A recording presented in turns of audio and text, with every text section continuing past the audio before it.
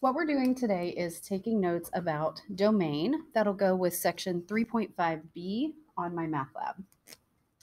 So one thing that makes domain easy is that it's going to be negative infinity to infinity unless one of two things happen. So the domain is negative infinity to infinity unless you either have variables in the denominator or there are variables under a square root.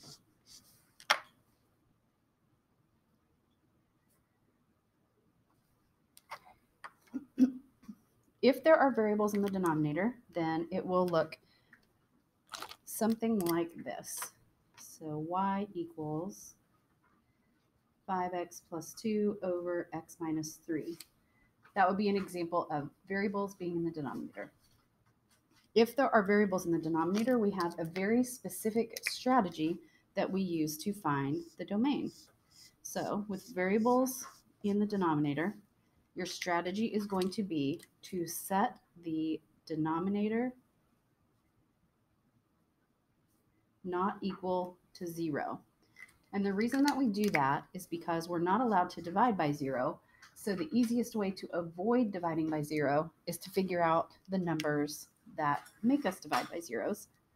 And then we have to exclude those values. So from our example up here, what we would do is take the denominator, x minus 3, place it not equal to 0, and then we solve for x. So we'll add 3 to both sides, and we get x cannot equal 3. So if you look at a number line, and we put 3 on that number line, x cannot equal 3, which means it can equal anything else besides 3. So on a number line, that's what our domain would look like, every number except for 3. And when we put that in interval notation, the domain would go from negative infinity on the left side up to 3. So negative infinity up to 3, but then a parenthesis on the 3 since it has an open circle there. Then we start up again with an open circle at 3, and we go to positive infinity. So that would be our domain for that problem with variables in the denominator. And they often look weird like that. If you have variables under a square root, for example, y equals square root of x plus 2, we have a specific strategy for that.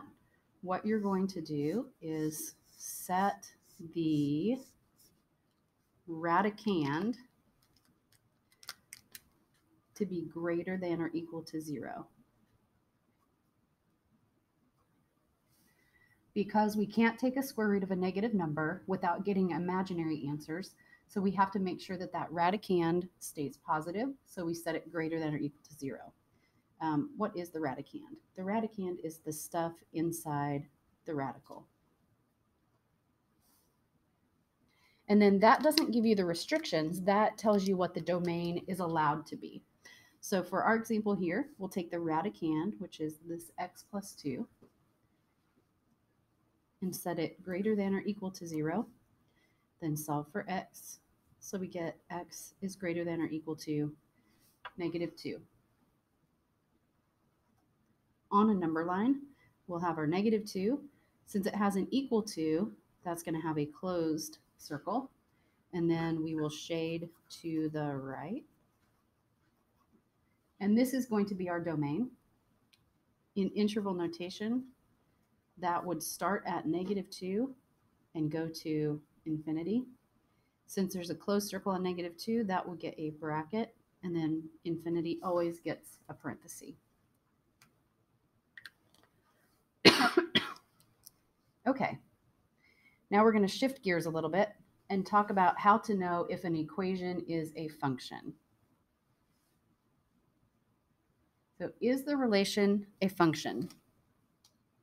Well, remember when we talked about functions last time in 3.5a, we said that a function can only have one y value that goes with each x value. So the way that we're going to identify that on here, I'll show you on these 3 examples, and we'll just kind of figure it out by patterning.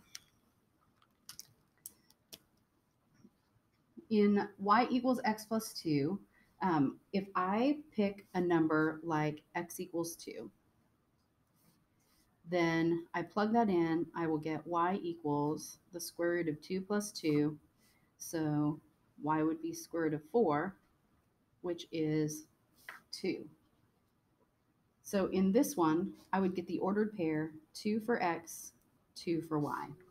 And there's no other number that I could get if I plugged in 2, so that makes this a function.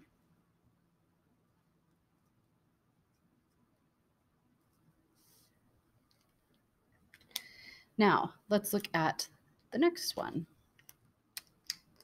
It says y squared equals x plus 7. So let's pick, again, x equals 2.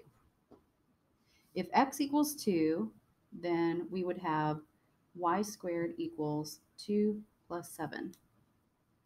So that would give me y squared equals 9. And then if you remember from previous math stuff, when we take the square root of both sides, square root of that, we have to remember to do plus and minus on our radical. So if x is 2, then we get y equals plus and minus 3.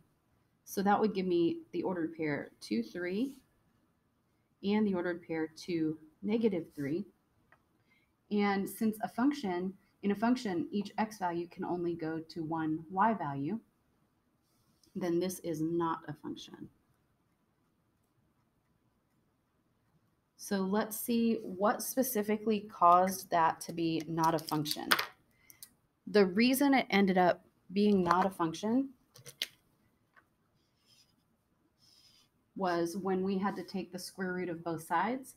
And what caused us to have to take the square root of both sides was when we had y squared in our original equation. So if we have a y squared in our original equation, then it's going to end up being not a function. Okay, let's look at this third one here. Y is greater than or equal to x plus 4. So let's say if x equals 2 again, then we would have y is greater than or equal to 2 plus 4. So y is greater than or equal to 6. Now this is going to give me actually an infinite number of ordered pairs, because I could have 2, 6, I could have 2, 7, I could have 2, 9.35. There's an infinite number of ordered pairs, because what happens is if x is 2, then y can be any number that is bigger than 6 or equal to 6. So we have an infinite number of ordered pairs. So that makes this, no, not a function. So what caused this one to not be a function?